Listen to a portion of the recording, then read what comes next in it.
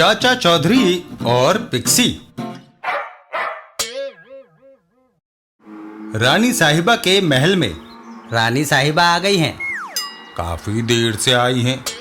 वह पिक्सी को सैर कराने ले गई थी। रानी साहिबा।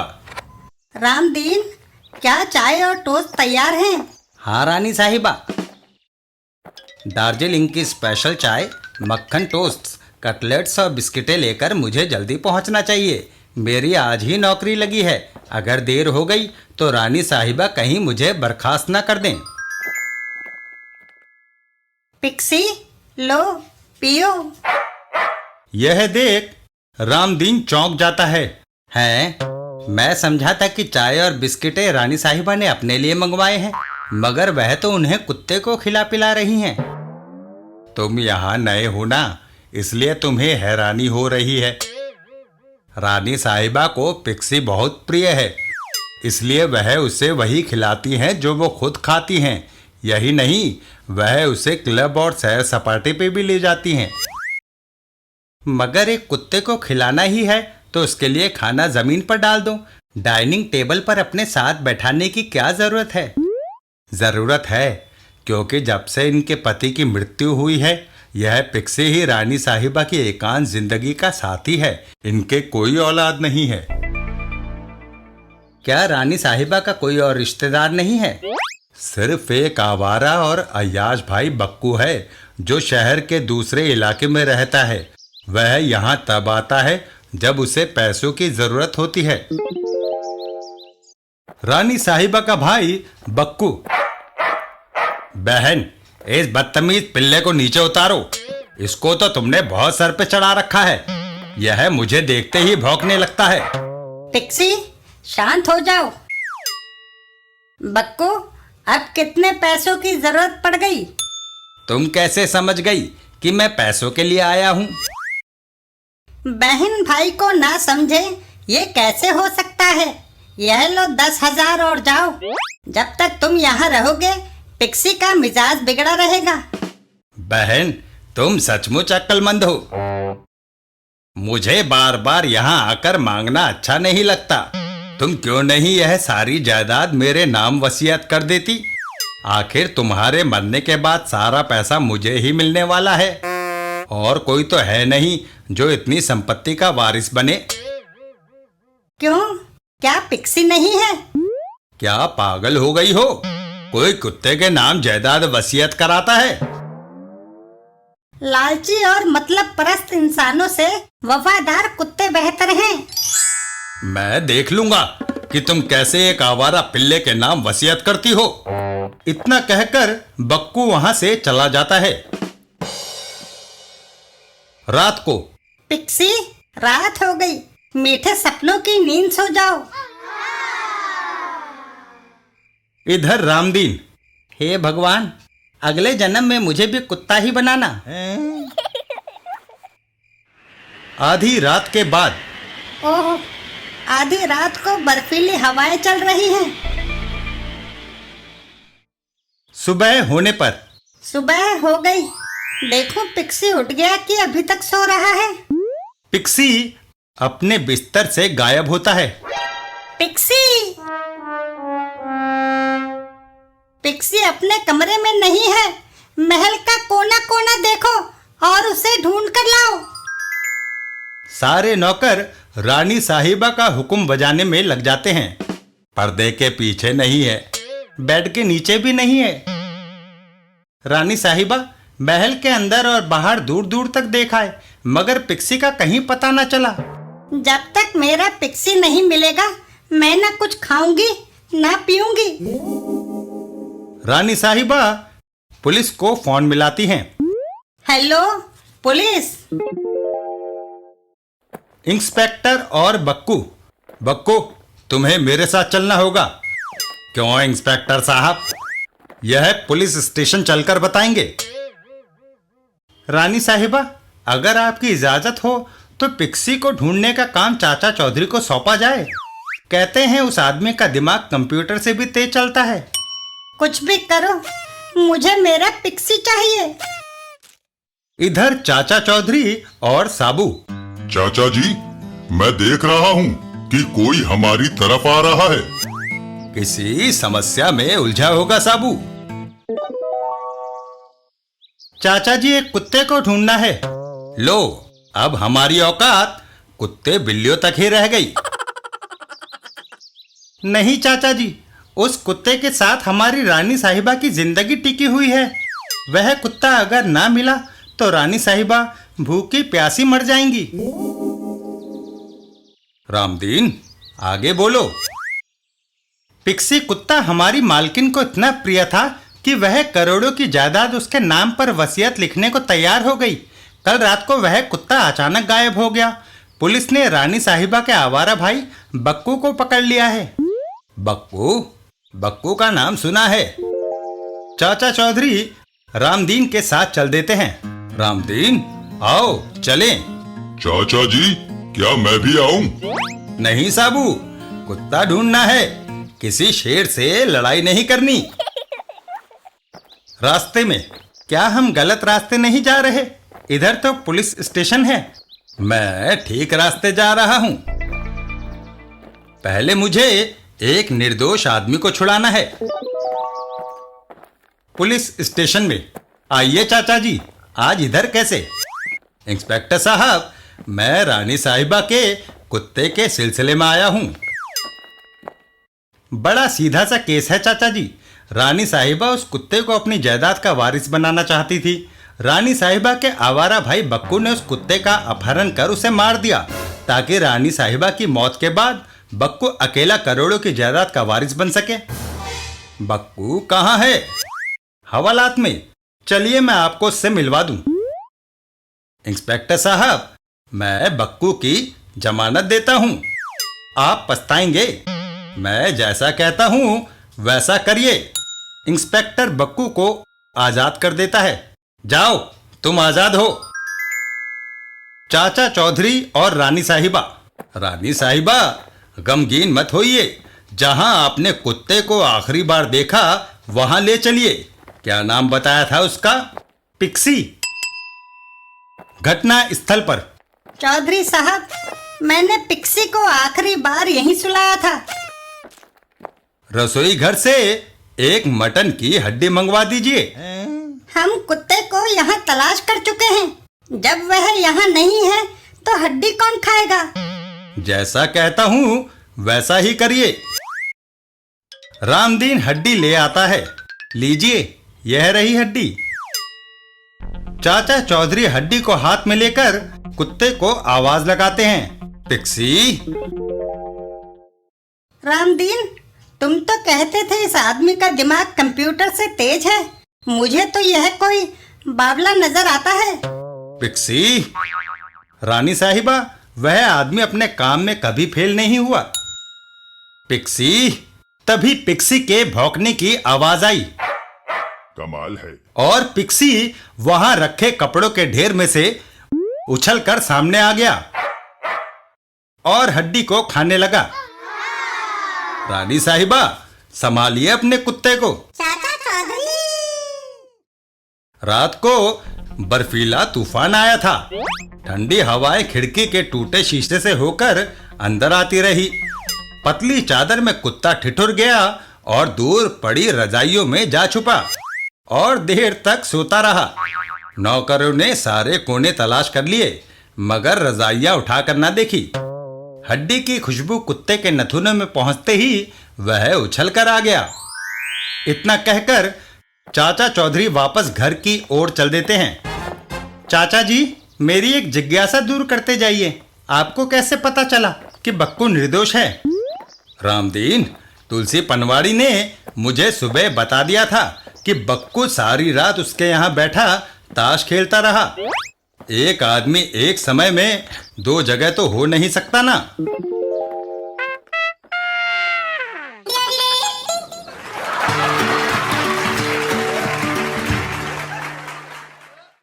चाचा चौधरी और मटर पुलाव।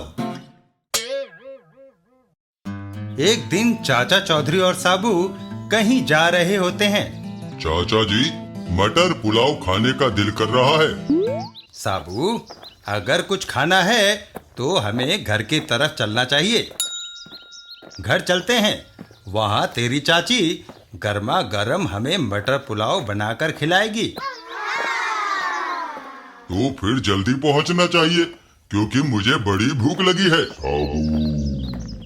घर पहुंचकर लो, हम पहुंच गए। अरे भगवान, आज हमारा मटर पुलाव खाने को दिल कर रहा है। चाची, मुंह उठाया और आ गए मटर पुलाव खाने। घर में चावल का एक दाना भी नहीं और गैस भी खत्म है। इस समय खाने को कुछ नहीं मिल सकता, समझे चाची?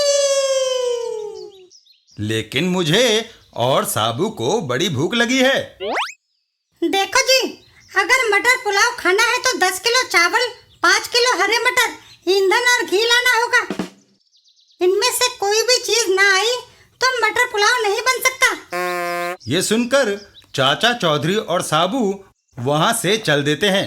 चल भाई साबू, इन चीजों का कहीं से इंतजाम करें। भूख इतनी तेज लगी है चाचा जी कि अगर इस समय सूखे चने भी खाने को मिल जाते तो मैं उन्हें मेवा समझता। सेठ दमकल दास, माना तुम्हारे दोस्त लाल गनी का परिवार खाने पर आ रहा है, पर तुमने मटर पुलाव इतना बनवा लिया है जैसे कोई बारात जीमने आ रही हो। सेठानी, लालगनी का परिवार किसी क्रिकेट टीम से कम नहीं और वह खाते भी दिल खोलकर हैं, इसलिए इतना खाना उनके लिए बनाना मुनासिब है। तभी फोन की घंटी बजती है। मैं टेलीफोन सुनकर आया। हेलो, क्यों? सेठ दमकल दास मुंह लटकाए वापस आता है। लालगनी का फोन था। वह कह रहा था कि अचानक काम पड़ जाने की वजह से आज उसका परिवार खाने पर नहीं आ सकेगा। इतने सारे मटर पुलाव का क्या करेंगे?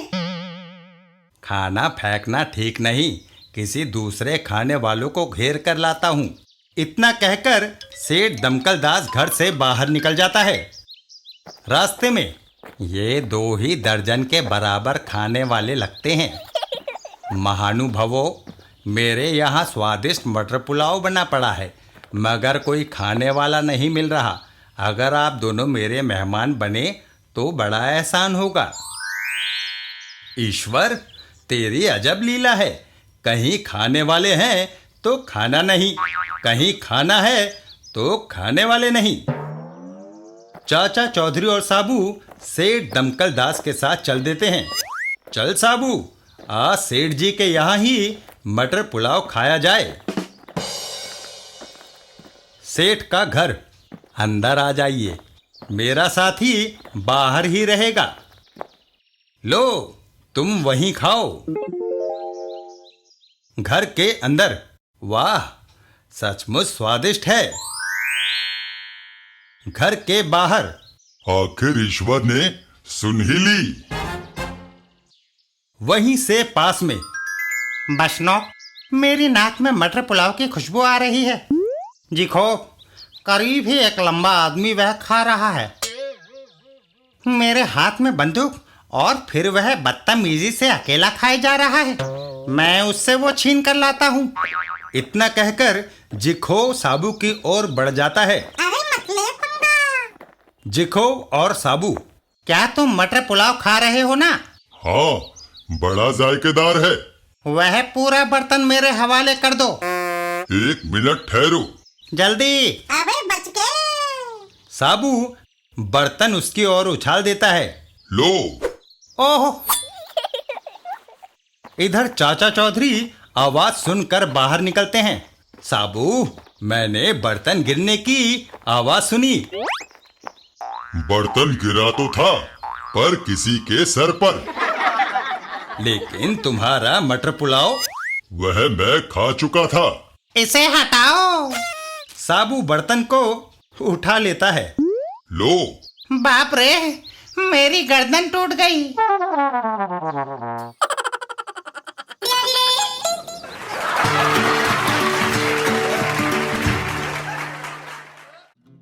चाचा चौधरी की भैंस।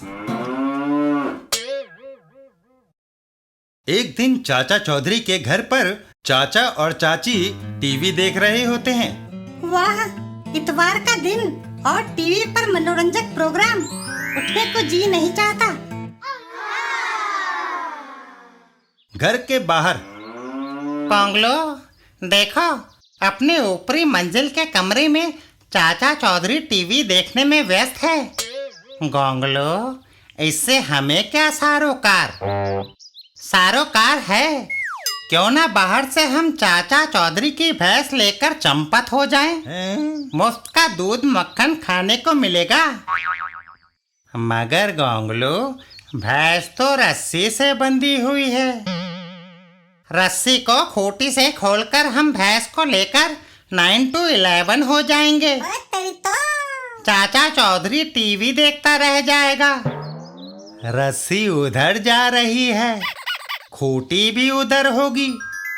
वो दोनों रस्सी की दिशा में बढ़ जाते हैं। अबे मत कर। रस्सी और आगे जा रही है। शायद खूंटी मकान के पीछे होगी। पता नहीं चाचा चौधरी भैंस को इतनी लंबी रस्सी क्यों बांधता है। चलते चलते वो दोनों मकान के पीछे पहुंचते हैं। रस्सी और भी आगे जा रही है। कमाल है। लेकिन अब यह खत्म होने वाली है। अबे बच गए। मकान के पीछे मुड़ते ही उनके होश फाख्ता हो जाते हैं। बाप रे!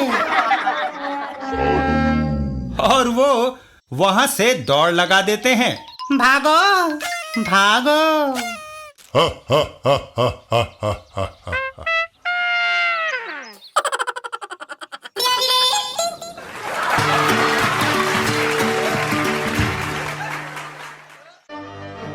चाचा चौधरी और रानी शैनीप। दूर एक टापू कोला मशर में। मुझे कहाँ ले जा रहे हो? मैं रानी शैनीप का पति हूँ। कभी थे नौजवान, रानी शैनीप ने तुमसे शादी की, तुम्हें राजकीय आराम और वैभव दिए, मगर अब रानी तुमसे ऊब गई है, इसलिए हमेशा के लिए छुटकारा पाने के लिए तुम्हें ले जाया जा रहा है। तुम्हें ईश्वर का शुक्रगुजार होना चाहिए कि तुम एक शाही मौत मर रहे हो। ऐसी मौत बहुत कम लोगों को नसीब होती है। और जल्लाद के एक ही वार में युवक का काम तमाम हो जाता है। कोला मशर की रानी शैनीप। मंत्री, अब तक कितने आदमी मुझसे शादी करके मर चुके हैं? महारानी, राजकीय आंकड़ों के अनुसार अब तक 24 आदमी यह श्रेय प्राप्त कर चुके हैं। अब मैं नई शादी करना चाहती हूँ। विश्व के प्रसिद्ध व्यक्तियों के नाम इस किताब में दर्ज हैं। आप जिसे चाहे चुन लें। इस पृष्ठ पर चाचा चौधरी और साबू के नाम दिए हैं। क्योंकि ये दोनों अक्सर इकट्ठे रहते हैं। चाचा चौधरी बुद्धिमानी के लिए और साबू ताकत के लिए मशहूर है। शोक, उन दोनों को पकड़ कर लाओ। देखने के बाद मैं चुनाव करूंगी कि किससे शादी की जाए। अरे मत ले पंगा। उधर चाचा चौधरी के घर पर। आहा, पता नहीं छोटी शीशी के अंदर क्या है। अर्र साबू, उस शीशी को छोड़ दो। मेरे साइंसदान दोस्त प्रोफेसर जेड ने एक अद्भुत इत्र का आविष्कार किया है। इस शीशी में वही भरा है। यह गधा रोनी सूरत लिए घूम रहा है, क्योंकि आज इसके मालिक ढोलू कुम्हार ने डंडों से इसकी मरम्मत कर दी है। मैं इस उदास गधे को यह इत्र सुंघाता हूँ। गधे को इत्र सुंघाते ही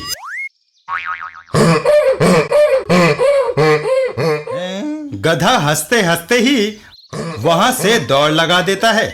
कमाल है। इस इत्र की सुगंध नाड़ी द्वारा हमारे मस्तिष्क के उस हिस्से को क्रियाशील कर देती है जिसका संबंध हंसने से है। जब तक यह सुगंध उसकी नाड़ी में बसी रहेगी, तब तक वह गधा हंसता रहेगा। तभी चाचा चौधरी, हमारे टापू कोला मशर के ये फल खाइए, आपको स्वादिष्ट लगेंगे। चाचा चौधरी और साबू वह फल खाते हैं। इस फल का अजीब स्वाद है, जैसे पहले कभी न चखा हो। पर है मजेदार साबू। फल खाते ही दोनों जमीन पर बेहोश होकर गिर जाते हैं। दोनों बेहोश हो गए। दोनों को बांधकर कोला मशर ले चलो। अबे क्या करता है? उन दोनों को लेकर सिपाही कोला मशर टापू की ओर रवाना हो जाते हैं। हेलीकॉप्टर तेज नहीं उड़ सकता क्योंकि लंबा आदमी काफी भारी है। रानी शैनीफ शादी के लिए पता नहीं कैसे कैसे अजीब आदमियों को चुनती है। होश आने पर दोनों में से यह छोटा आदमी तीक्ष्ण बुद्धि वाला और तजुर्बेकार लगता है। इस बार मैं इस आदमी से शादी करूंगी क्योंकि यह अक्ल में दूसरों से श्रेष्ठ है। हमें धोखे से यहाँ लाया गया है। पर तुम्हें अपने भाग्य को सराहना चाहिए क्योंकि तुम मेरे 25वें पति होने जा रहे हो। शादी के बाद तुम्हें वह सब शान और शौकत मिलेगी जो एक राजा को मिलती है। और जब रानी का दिल ऊब जाएगा तो मुझे मार डाला जाएगा, जैसे खिलौने से दिल भर जाने के बाद बच्चा उसे तोड़ डालता है। ऐसी मौत पाने के लिए कई नौजवान लालायित रहते हैं। कमाल है। रानी शैनीफ, शादी पर मेरी तरफ से इत्र का यह तोहफा कबूल करो। चाचा चौधरी। चाचा चौधरी इत्र की शीशी रानी शैनीफ की ओर बढ़ाते हैं। सचमुच तुम अक्लमंद हो। रानी शैनीफ इत्र को सूंघती है। हाँ, इस इत्र की भीनी भीनी सुगंध मेरे दिल और दिमाग पर छा गई है। अबे बच गए। इत्र सूंघते ही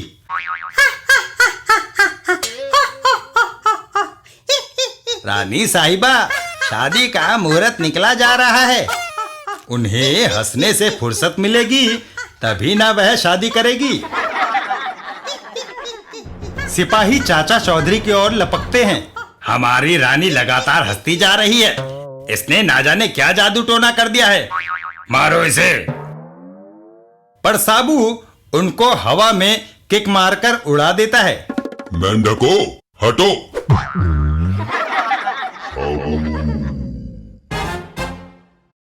चाचा चौधरी और साबू वापस अपने घर की ओर चल देते हैं। चाचा जी, वह हंसी के इत्र की शीशी तो उसी टापू पर रह गई।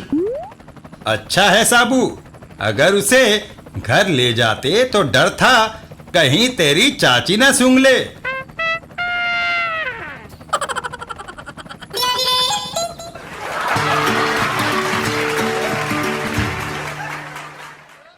चाचा चौधरी और बेचारा गोबर सिंह। एक दिन चाचा चौधरी और साबू। अरे साबू, कहाँ चल दिया? चाचा जी, दुल्ली चंद की मिल में पत्थर की सिले ढोने का काम मिला है, वही जा रहा हूँ। अरे भगवान, तुम तो घर में बैठो। बंतों की लड़की की शादी है, वहाँ पर आज महिला संगीत का प्रोग्राम है, मेरा जाना जरूरी है। इतना कहकर चाची चल देती है। चाचा चौधरी, मुझे उनसे हमदर्दी है जिनको तुम्हारा संगीत सुनना पड़ेगा। चलो, वक्त काटने के लिए यह किताब पढ़ना अच्छा है। तभी वहां गोबर सिंह आता है। चौधरी, काफी पढ़ लिए किताबी किस्से कहानियां, अब जिंदगी की असलियत पर आ जाओ। गोबर सिंह, तुम जेल से छूटकर कब आए? आज ही। तुमने ही मुझे जेल भिजवाया था, सोचा सबसे पहले तुमसे हिसाब बराबर किया जाए। तुम अभी तक बैठे हो, तुम्हें इतनी भी तमीज नहीं कि गोबर सिंह से कैसे पेश आते हैं। उठो और मेरी तरफ पीठ करके खड़े हो जाओ। चौधरी, तुम मरने जा रहे हो, कोई आखिरी इच्छा हो तो बता दो, शायद मैं उसे पूरा कर सकूं। गोबर सिंह, मुझे सीटी बजाना अच्छा लगता है। एक बार वह बजा लेने दो। तुम्हारी यह इच्छा हमने मान ली, पर अफसोस कि मेरे सिवा तुम्हारी मधुर सीटी को और कोई सुनने वाला यहाँ नहीं है। मैंने साबू और तुम्हारी पत्नी को बाहर जाते देख लिया था। तभी चाचा चौधरी की सीटी की आवाज सुनकर रॉकेट खिड़की से निकलकर गोबर सिंह पर झपट पड़ता है। चाचा चौधरी का एक जबरदस्त मुक्का और गोबर सिंह वहां से भाग खड़ा होता है। भागो! गोबर सिंह, तुम्हारी दाईं आंख काली क्यों है? शायद सुरमा ज्यादा डल गया होगा। या फिर कहीं से पिटकर आ रहे हो? यही सच है भाई धमाका सिंह। चाचा चौधरी को अकेला देखकर मैं उसे मारने गया था, पर उसकी सीटी का इशारा सुनकर उसका कुत्ता मुझ पर टूट पड़ा। बड़ी मुश्किल से जान बचाकर आया हूँ। तुझे शर्म आनी चाहिए। डाकुओं का बादशाह एक चूहे से पिटकर आ गया। लो यह स्टेनगन, जाकर सारी गोलियां चाचा चौधरी के पेट में उड़ेल दो। गोबर सिंह स्टेनगन लेकर चाचा चौधरी के घर की ओर चल देता है। उसे देखते ही मैं भून कर रख दूंगा। इस बार सीटी बजाने का चांस भी उसे नहीं दूंगा। इधर चाचा चौधरी, रॉकेट बाहर जाओ और घूमो फिरो, यहाँ तुम्हारी जरूरत नहीं।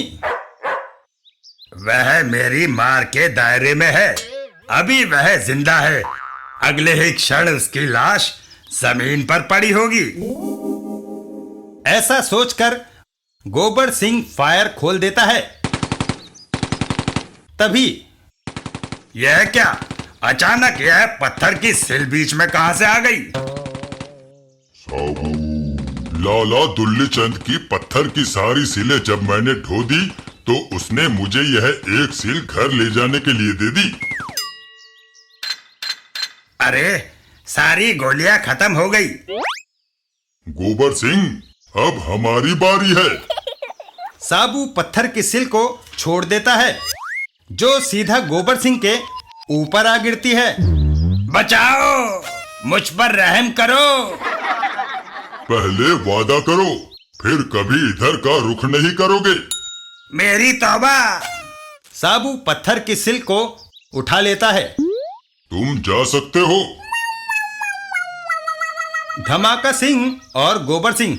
गोबर सिंह, तुम पापड़ कैसे बन गए?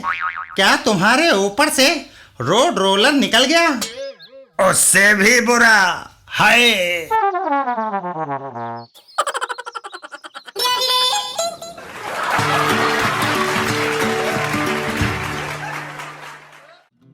चाचा चौधरी, छोटू और खोटू।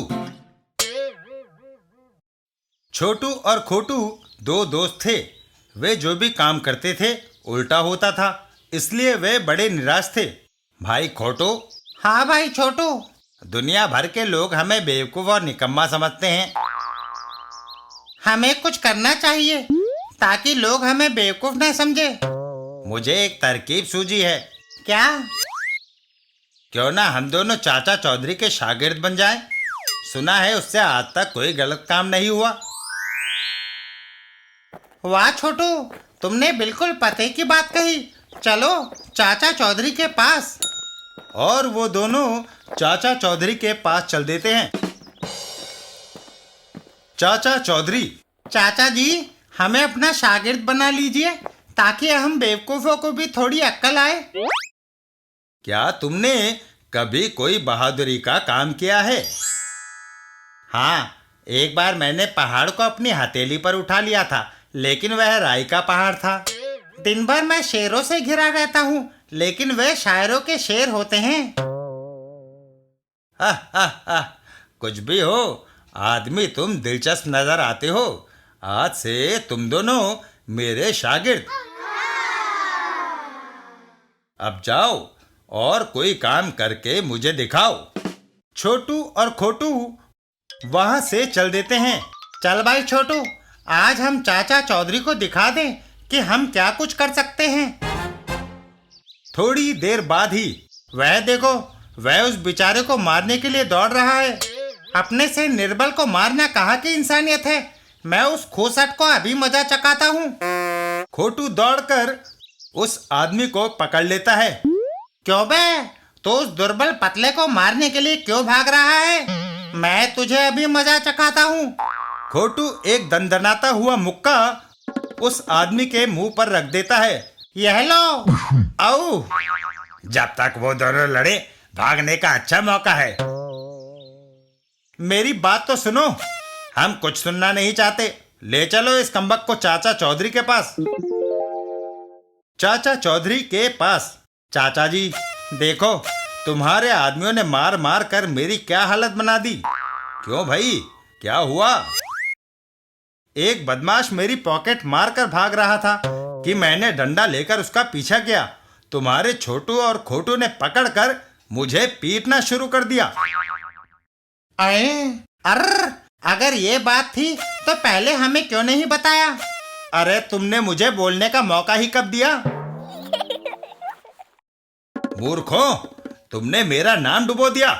जाओ, मेरी नजरों से दूर हो जाओ।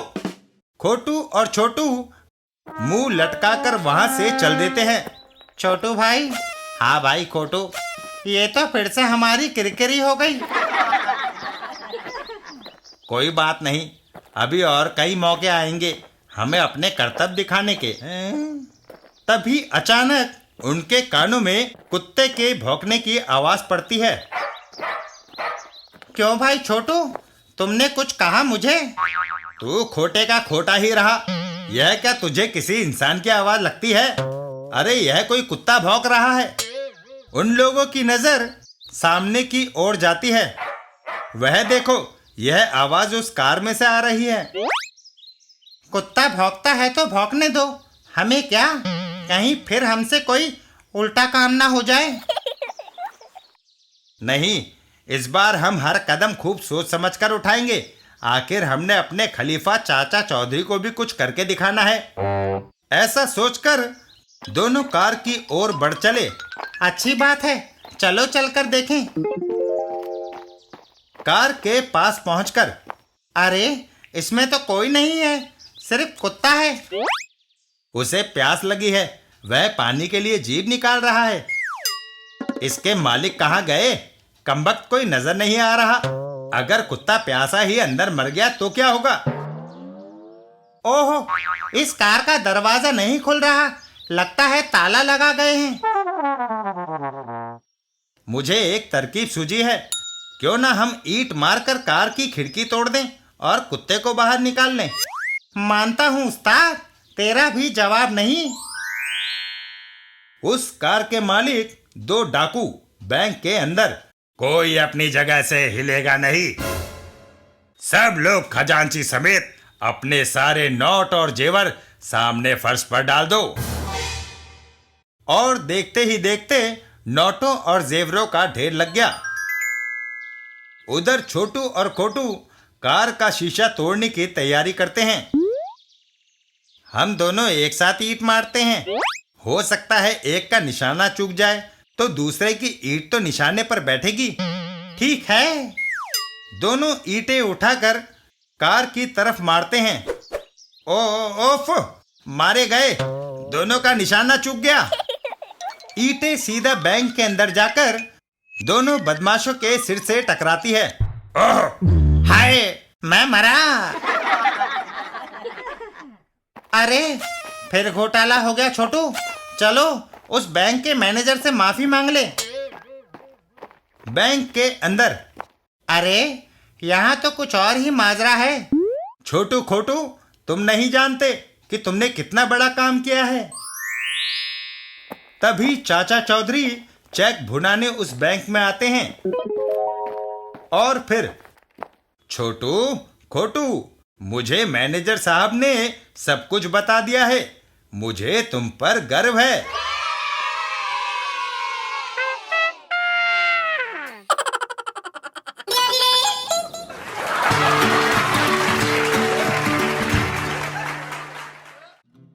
चाचा चौधरी और हाईजैकर। एक दिन चाचा चौधरी और साबू, अरे भाई साबू, कहाँ भागे जा रहे हो?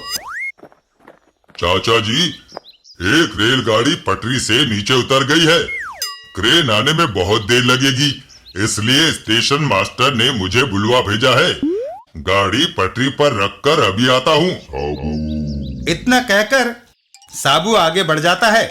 अच्छा, मैं भी देखूं मेरे लिए क्या काम है। रास्ते में, अरे पतंगी राम, क्यों रो रहे हो? मुझसे ये पतंग नहीं उड़ रही चाचा जी। धत तेरे की, इतनी सी बात। तुम कन्नी दो, हम पतंग उड़ाकर दिखाते हैं। पतंगी राम कन्नी देने के लिए दूर जाता है। छोड़ो। पतंगी राम के छोड़ते ही पतंग हवा में प्रवास करने लगती है। वाह, देखा, तुम्हारी पतंग अब आसमान को छू रही है। तभी चाचा चौधरी और पतंगी राम हवा में खिंच जाते हैं। ओहो, चाचा जी, हम जमीन से ऊपर उठे जा रहे हैं। अरे हमारी पतंग हवाई जहाज में अटक गई है। अगर हम इतनी ऊंचाई से कूदते हैं तो हमारी हड्डी पसली एक नहीं बचेगी। इसलिए हम डोर के सहारे उस हवाई जहाज तक पहुंच जाते हैं। ठीक है।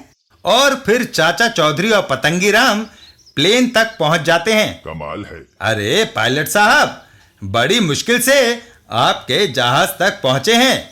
जरा बटन दबाकर दरवाजा तो खोलिए।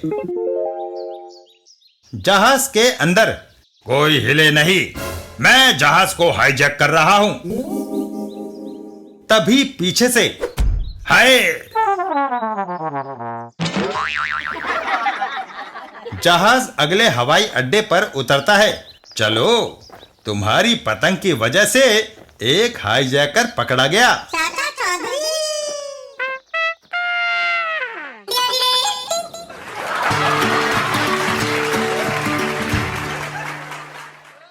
चाचा चौधरी और कीमती हार। एक दिन रास्ते में उस महिला ने कितना कीमती हार पहन रखा है। उसकी कीमत जरूर 10,000 से ऊपर होगी। और वह बदमाश महिला को छुरा दिखा देता है। जरा भी बोली तो यह छुरा घोंप दूंगा। लाओ इधर ये हार। वह बदमाश महिला का हार छीनकर भाग खड़ा होता है। बचाओ, बचाओ, वह बदमाश मेरा सोने का हार छीनकर भाग गया। पुलिस इंस्पेक्टर, फिक्र मत करो, मैं अभी उस बदमाश को पकड़ कर लाता हूं। इतना कहकर वह बदमाश के पीछे दौड़ जाता है। अरे बाप रे, पुलिस! अरे आज दशहरा है, तभी तो कारीगर रावण का सिर यहाँ छोड़कर खाना खाने चले गए हैं। शायद वह 1 घंटे बाद आकर इसे रावण के धड़ के साथ लगाएंगे। तब तक मैं क्यों ना इसके नीचे छुप जाऊं।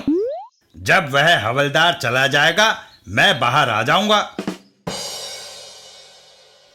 इधर पुलिसमैन, अरे वह बदमाश एकाएक कहां गायब हो गया। वहीं से थोड़ी दूरी पर चाचा चौधरी, बच्चों पीछे हट जाओ, अब मैं रॉकेट को आग लगाने जा रहा हूं। आग लगाते ही रॉकेट हवा में उड़ जाता है और सीधा जाकर रावण के सिर पर गिरता है। हैं? आग! बचाओ, बचाओ! अरे तू बदमाश यहां छुपा था। चल उस महिला का हार लौटा और फिर चल मेरे साथ कोतवाली को।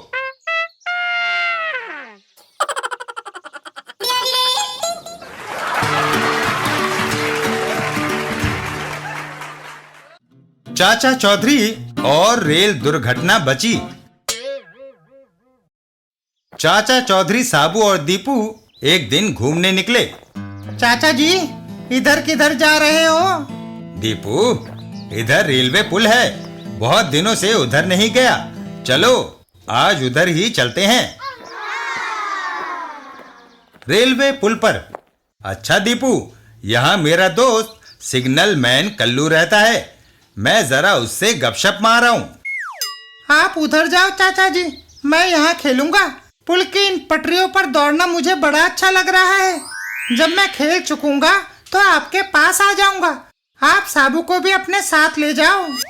इतना कहकर दीपू पटरी पर दौड़ने लगता है। वाह, मजा आ गया। गिनना चाहिए कितनी पटरियां हैं। 1 2 3 4। उधर चाचा चौधरी अपने दोस्त कल्लू के पास जाते हैं। कहो भाई कल्लू, क्या हालचाल है? ठीक हूँ चाचा जी। अपना काम तो हर रोज गाड़ियों का आना जाना देखना है। इस 20 साल की नौकरी में ना जाने कितनी रेलगाड़ियां मेरी आंखों के सामने से गुजर गई। अच्छा, अब कौन सी गाड़ी आ रही है? पंजाब मेल, वह देखो, उसके लिए मैंने सिग्नल दे दिया है। तभी दीपू दौड़ता हुआ आता है। चाचा जी, उधर एक जगह से रेल की पटरी टूटी हुई है। यह सुनते ही चाचा जी और सिग्नल मैन तुरंत दौड़ लगाते हैं। किधर? आओ मेरे साथ। जगह पर पहुंचकर यह देखो। बाप रे, उधर से पंजाब मेल आ गई। अगर यह नहीं रुकी तो सारी गाड़ी पुल के नीचे नदी में गिर जाएगी और सैकड़ों लोग मारे जाएंगे। तुमने जो सिग्नल डाउन किया है, दौड़कर उसे फिर से अप कर दो, गाड़ी रुक जाएगी। जब तक मैं सिग्नल यंत्र तक जाऊंगा पंजाब मेल पुल पर पहुंच जाएगी। ओह, अब मैं क्या करूं? फिक्र मत करो साबू, जाओ और देखो गाड़ी सुरक्षित पुल पार कर जाए। जय बजरंग बली। साबू अपनी असीम ताकत से दोनों टेढ़ी पटरियों को सीधा करता है और फिर जिस जगह से गर्डर टूट गए थे वहां खुद खड़ा हो जाता है। तभी गाड़ी आ जाती है और सकुशल वहां से गुजर जाती है। शाबाश साबू, गाड़ी सुरक्षित गुजर गई। अब आ जाओ। साबू, आज तुमने मुझ पर बहुत बड़ा एहसान किया है।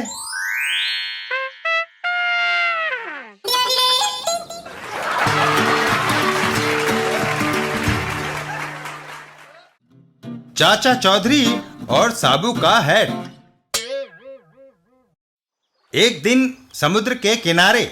भाई मुरली, आज अपनी किस्मत डूबी हुई है। कोई मछली भी कांटे में नहीं फंसी। आज 4 दिन हो गए खाना खाए हुए। खाने के लिए पैसे तो है नहीं।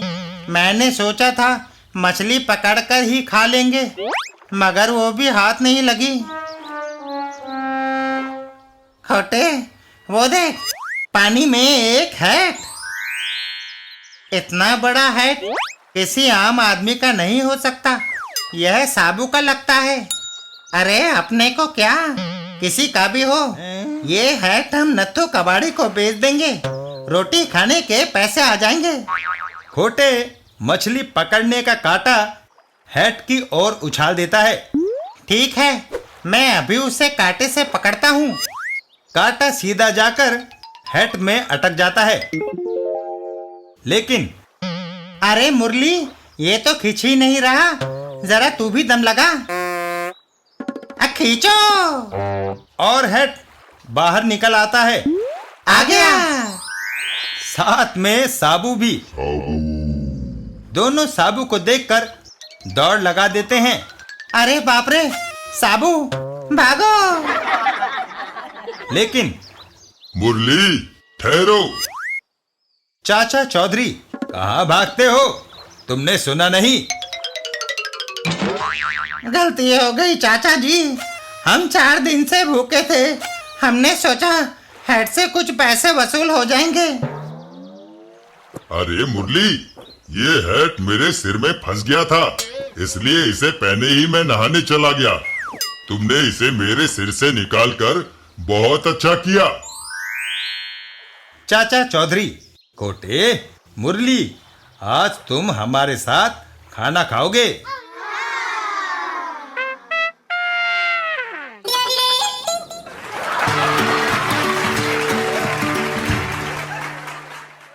चाचा चौधरी और घुमावदार पहेली। एक दिन धमाका सिंह, खरेती मेरे थैले में बहुत सारे पटाखे हैं। चाचा चौधरी सो रहा है। एक पटाखा मैं खिड़की के अंदर फेंकता हूँ। धमाके से चौधरी एकदम हड़बड़ा जाएगा। वाह, मजा आ जाएगा। धमाका सिंह पटाखे में आग लगाता है। ये लगाई आग और उसे खिड़की से अंदर फेंक देता है और ये गया पटाखा। लेकिन धमाका सिंह, तुम्हारा पटाखा तो फटा ही नहीं। कोई बात नहीं, यह गया दूसरा पटाखा। यह भी फिस हो गया धमाका सिंह। धमाका सिंह तीसरा पटाखा फेंकता है। यह गया तीसरा।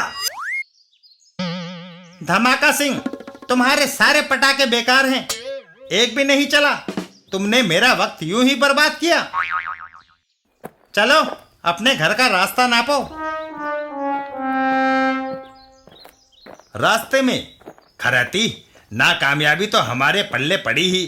क्यों ना एक पटाखा यहाँ चलाकर ही देख लें। देख लो। धमाका सिंह उस मकान के पास रखकर पटाखे को आग लगाता है। एक जोरदार धमाके से मकान हिल जाता है। मकान का मालिक, कमबख्त, मेरे खिड़कियों के सारे शीशे तोड़ दिए। मैं तुम्हें पुलिस के हवाले करता हूँ। पहलवान, तुम्हारा जहां जी चाहे ले जाना, परंतु एक बार मुझे चाचा चौधरी से मिल लेने दो। चाचा चौधरी, चाचा जी, जब आप सोए थे तब मैंने कई पटाखे खिड़की से फेंके, पर एक भी नहीं फटा। मैं ये रहस्य जानना चाहता हूँ। चाचा चौधरी धमाका सिंह को लेकर घर के अंदर आते हैं। धमाका सिंह, अंदर आओ। खिड़की के पास खिड़की के पास ये पानी की बाल्टी रखी है। तुम्हारे सारे पटाखे इसमें गिर गए हैं?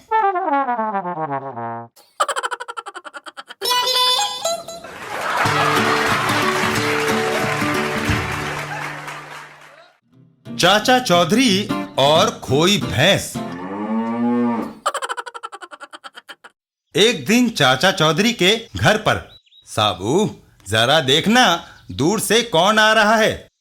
चाचा जी, वह अपना ग्वाला माधो है। क्यों भाई माधो, आज तू दूध देने क्यों नहीं आया? चाचा जी, रात को कोई मेरी भैंस चुरा कर ले गया। मैं आया हूँ कि आप मेरी भैंस ढूंढ कर ला दें। अरे पागल हो गया है। संयुक्त राष्ट्र संघ के सेक्रेटरी जनरल ने चाचा जी को विश्व की समस्याओं पर परामर्श करने के लिए बुलाया है। वह वहां जाने वाले हैं।